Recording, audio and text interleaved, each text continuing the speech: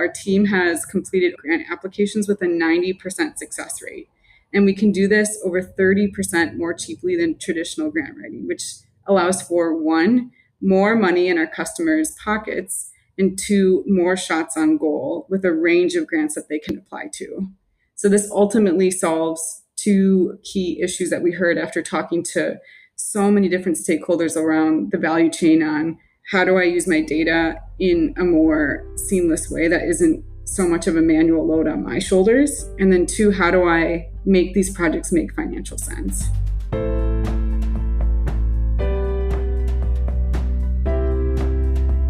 Welcome to Sustainability Leaders. I'm Michael Torrance, Chief Sustainability Officer at BMO. On this show, we will talk with leading sustainability practitioners from the corporate, investor, academic, and NGO communities to explore how this rapidly evolving field of sustainability is impacting global investment, business practices, and our world. The views expressed here are those of the participants and not those of Bank of Montreal, its affiliates, or subsidiaries.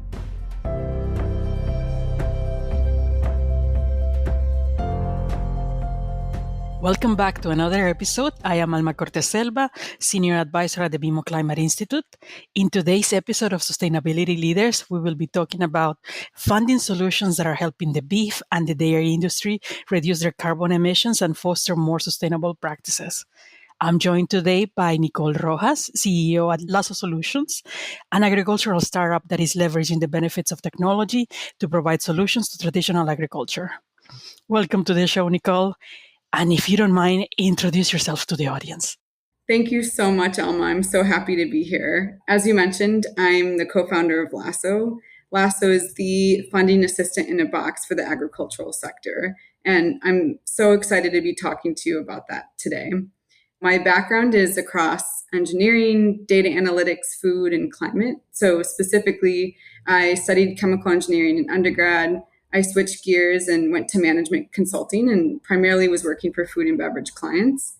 And then I also worked at a data analytics startup. So I was really excited about combining my experience across food and beverage, but then also with data analytics. So I went to grad school at Stanford to explore a career in combining both of those. Beyond my professional background, personally, I'm from Green Bay, Wisconsin, so proud cheesehead. I grew up down the street from dairy farms, so I was really excited about combining my personal passion for the dairy industry with my professional background. And I'm really excited to talk to you today about our work at Lasso and the power of AI to get more funding in the pockets of farmers. A very impressive background, honestly. What is Lasso and how it works? How did it come about? Do you mind, how did you combine your personal passions with your professional career? If you don't mind talking a little bit about that. Yeah, so before talking about Lasso, how did we get here? So we really asked this question and, how do we help with both this challenge and this opportunity when it comes to sustainability in the agricultural sector? And what we heard over and over again is two challenges. One is the challenge with dealing with on-farm data and the complexity and manual nature of that. And then two, of how do you make these sustainability projects or initiative make sense on-farm? And so what we have developed is Lasso is a software and services platform to make it easier than ever to identify, apply for, and manage funding for on-farm projects, including sustainability projects. Our high-level process of what we do is first, we get the context. So we first figure out, okay, what's the farm profile and what's your proposed project? So whether it's installing new equipment, planting a new type of cover crop, or making an energy efficiency improvement. Second, we then share all eligible funding from federal, state, regional, and local sources. And we do the work to go through the long list of requirements to make sure that someone is not only eligible, but competitive. We then put together the application from start to finish. So we'll manage all the stakeholders, the inputs needed, and the narratives to create a high quality application. And then finally, we make sure all your I's are dotted and T's are crossed once you get the award to make sure you can get reimbursed as soon as possible. So that's our process. For our software can extract data from uploaded documents, autofill forms and generate narratives validated by our expert grant writers. So we're doing this more quickly and therefore at lower cost than traditional grant writers without sacrificing quality. So for example, our team has completed grant applications with a 90% success rate. And we can do this over 30% more cheaply than traditional grant writing, which allows for one, more money in our customers' pockets, and two, more shots on goal with a range of grants that they can apply to. So this ultimately solves two key issues that we heard after talking to so many different stakeholders around the value chain on, again, how do I use my data in a more seamless way that isn't so much of a manual load on my shoulders? And then two, how do I make these projects make financial sense? I have two follow-up questions. Do they have to be located in a specific state, or you cover the 50 states of the US? And does it have to be sustainable projects or any type of funding projects? Great question. So from a geography perspective, we are nationwide. We are only US focused for now. And the type of customer that we typically work with are farmers or agricultural producers, rural businesses, and more recently, conservation nonprofits. Ideally, they're open to government grants. And then what's really nice to have is that they already have a project and a vendor identified. That really makes the process of applying and identifying funding more seamless. We also have partners that we do work with. So while our work has typically benefited individual entities, we also will work with vendors like solar installers or food organizations like co-ops, processors, et cetera. So we then provide this funding support in our tool to support their customers or their member farmers. And in terms of example projects, we've helped everything from solar renewable energy projects in California, Wisconsin, and Michigan, for example, from all the way from $40,000 to $400,000 award size. We've helped with agroforestry and manure management in Wisconsin. And we've also helped not just, I guess, what you typically think of as like sustainability initiative, but it is an energy efficiency improvement with grain dryer upgrades in Minnesota, for example. That's very impressive. You mentioned that it's tailored, especially at the beginning, you tailor it for beef and dairy industry, and it seems you're even branching out to NGOs. Is that correct? Yes. And given the new landscape, we are seeing a lot of challenges, but then a lot of opportunities for the beef industry. Can you talk a little bit about what do you see, and then whether the Inflation Reduction Act or IRA is providing additional opportunities? How is that affecting the farmers? And then what are you seeing as well in terms of your clients? Absolutely. I guess to your first point is we've expanded beyond beef and dairy, like you mentioned, and we do help across agriculture, like all agriculture. But focusing on beef and dairy, what we see, just like you said, is there's both a challenge and an opportunity here. So the challenge first is that there's intense scrutiny from the climate side and in emissions. So we've by now all heard about how much methane, which is a potent greenhouse gas, comes from the cattle industry. Therefore, there are more demands on our producers and ranchers to implement on-farm changes to address these sustainability concerns. However, like I said, we've talked to so many different producers and ranchers, and what we heard over and over again is that what to them sustainability means is passing on my farm to the next generation. That means I need to keep taking care of my animals and my land and improve the financial sustainability of my farm. If I'm asked to do work that increase my costs, I need to get the financial support to cover those costs. So that's where we actually see an opportunity. So dairy and beef farmers can really move the needle on sustainability by continuing to take care of the land and their animals like they have for generations.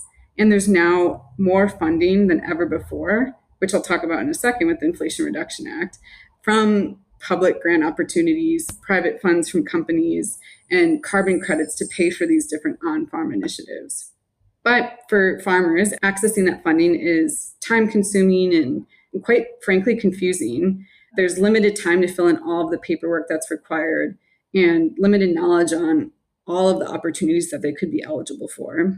So we therefore created this platform to help producers and ranchers, one, know all funding opportunities that they're eligible for, and two, access that funding using less of their working hours to take those challenges head on.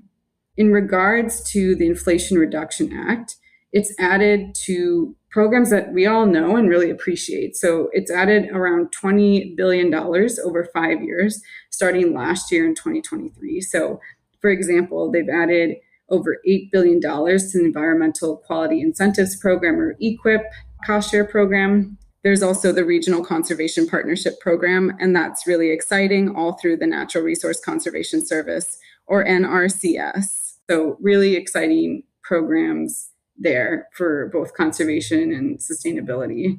What that means tactically, though, is that there's now more awardees that can be funded or costs to be covered per applicant. So, for example, the Rural Energy for America program, historically, it covered up to 25% of project costs, and there were application windows 2 times a year for projects for renewable energy or energy efficiency improvements in rural areas or agricultural producers. With the Inflation Reduction Act, that is now up to 50% of costs, and there are application windows 3 times per year. So for any folks that are doing renewable energy projects like solar or wind, or energy efficiency projects like grain dryer upgrades, they should definitely apply for that guaranteed funding amount. You mentioned that project. Would that be one of the clients, the typical clients that comes to Lasso? And then what kind of projects are they doing? Are they doing more energy efficiency? Are they doing GHG emissions reductions or other projects? Do you mind talking a little bit about the profile, the process, how they are approaching Lasso? Yes, absolutely. So for the types of projects, so specifically for the Rural Energy for America program, it's called REAP for short. REAP projects really range from renewable energy. And so that's most typically what we see and what we work with, solar and wind, but then also energy efficiency improvements as well on farm. And that can be anything from installing LED lights on the farm or improving the type of lighting in general or different kind of small changes you can make to even larger equipment like the grain dryer upgrades, which does constitute as an energy efficiency improvement. And so it is not only reducing emissions, but it's also often improving the overall economics of the farm. And then I described the process earlier of how they come to us, but basically you can either go to our website, email us, or call us. And like I said, we grab we get the context on the project that you want to do. We then show the list of funding that they're eligible for. And then based on their interest and then their score and competitiveness for the grant, we'll either move forward or kind of prioritize or deprioritize certain funding. And then we will put together the application on their behalf, get any input from them. Then they'll have the final sign off and make sure, yep, that looks good.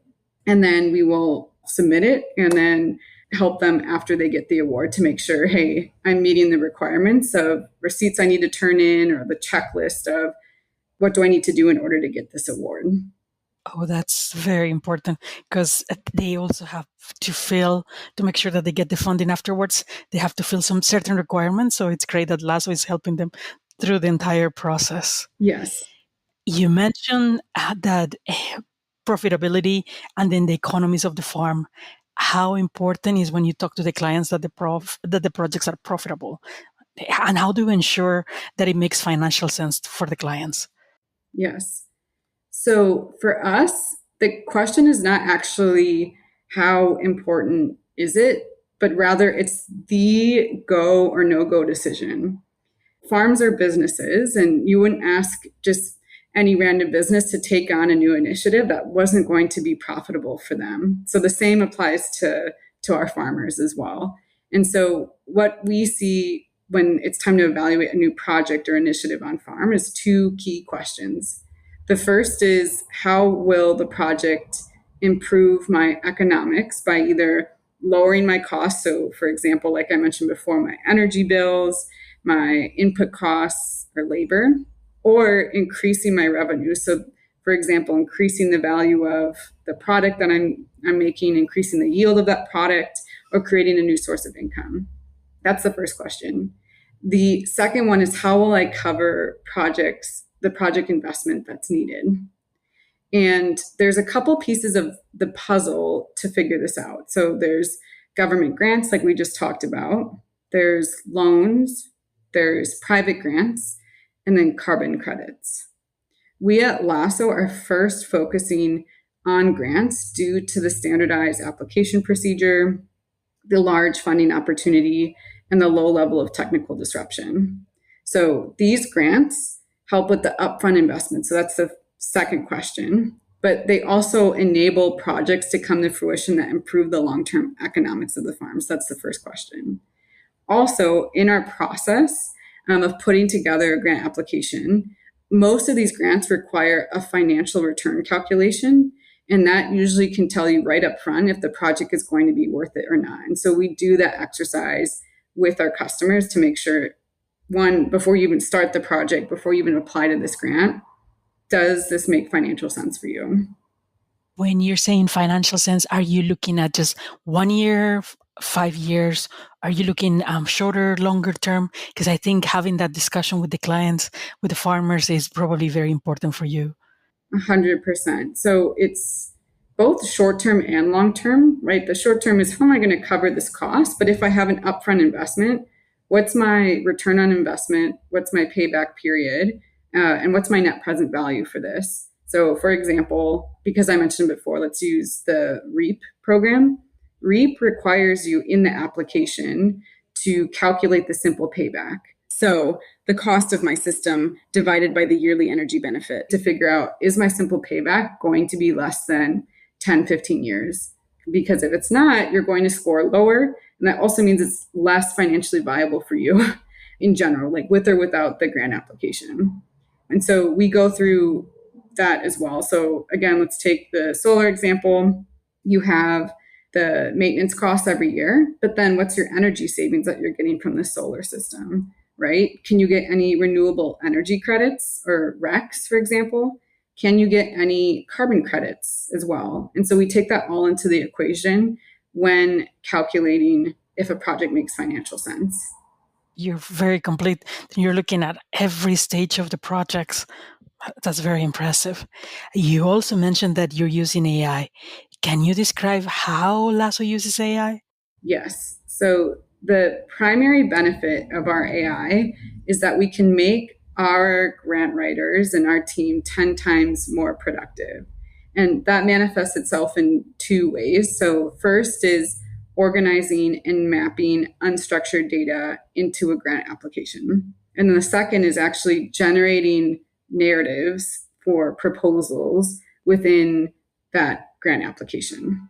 So that's the key piece of our AI. However, I think it's important to mention that getting accurate results for our customers is vital to us. So if anyone here has used an AI tool, you'll know that you can get what's called hallucinations or incorrect or nonsensical responses. And obviously, we don't want that for our customers. And so we improve our models from feedback from expert grant writers that also have very high success rates.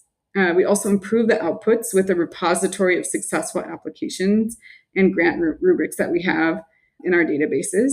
And then before submitting, a human reviews your application to assure quality before the submission.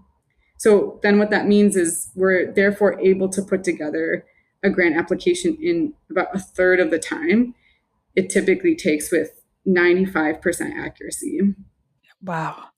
The other question that probably our farmers that are listening in, it's about the safety of the information.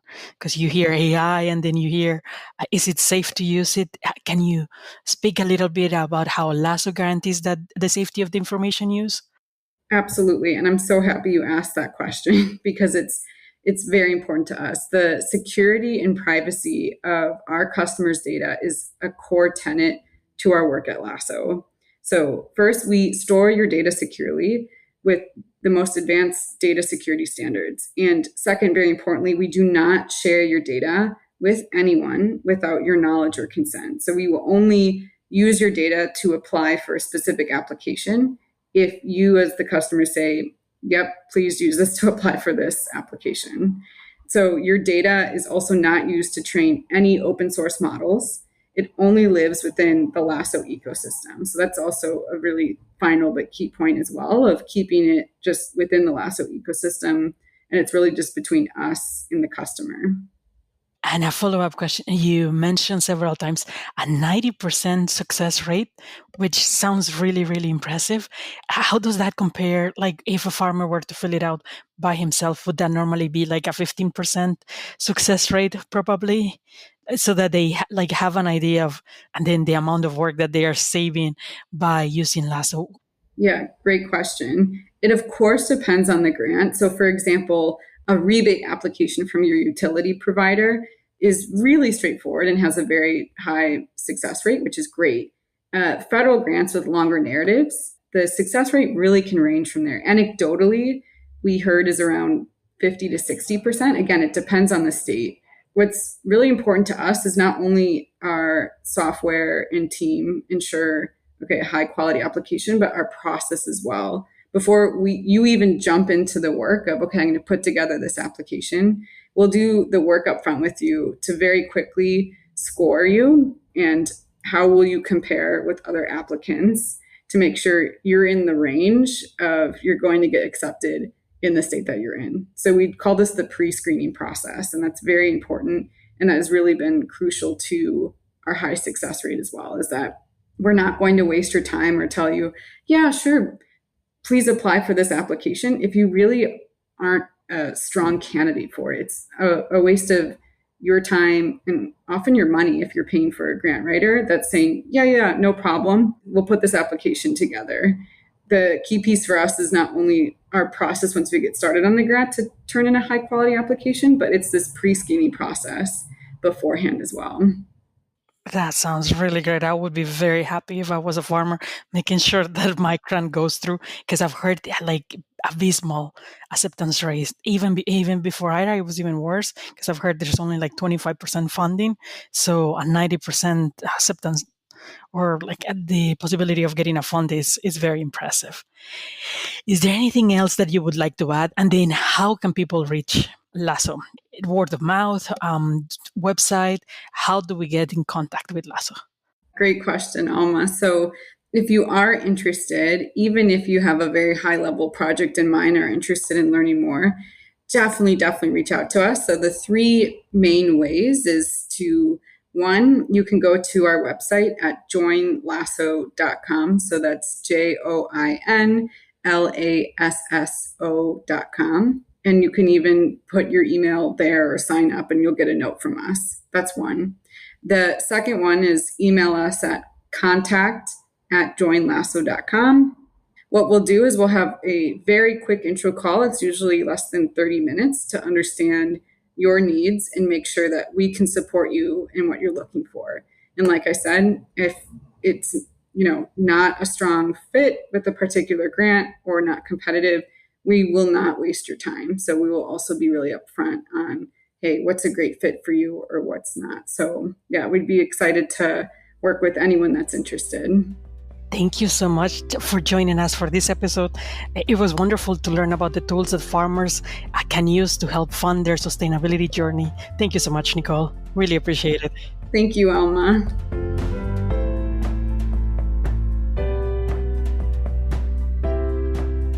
Thanks for listening to Sustainability Leaders. This podcast is presented by BMO. You can find our show on Apple Podcasts, Spotify, or your favorite podcast player. Press the follow button if you want to get notified when new episodes are published. We value your input, so please leave a rating, review, and any feedback that you might have, or visit us at bmo.com/sustainability leaders. Our show and resources are produced with support from BMO's marketing team and Puddle Creative. Until next time, thanks for listening and have a great week. For BMO disclosures, please visit bmocm.com/podcast/disclaimer.